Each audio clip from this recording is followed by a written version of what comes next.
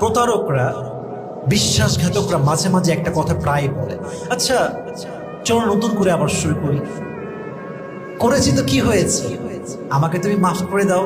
দেখো আমি তোমাকে খাওয়াচ্ছি, পড়াচ্ছি, তোমার জন্য কাপড় ধুচ্ছি, যত্ন করছি, still still I am trying my best, I really love you. তুমি আমাকে কেন আগের মতো ভালোবাসতে পারবা না? That's a question. এটা যদিও সেন্সিটিভ, কিন্তু আপনি বুঝলে এটা আপনার সহজ হবে।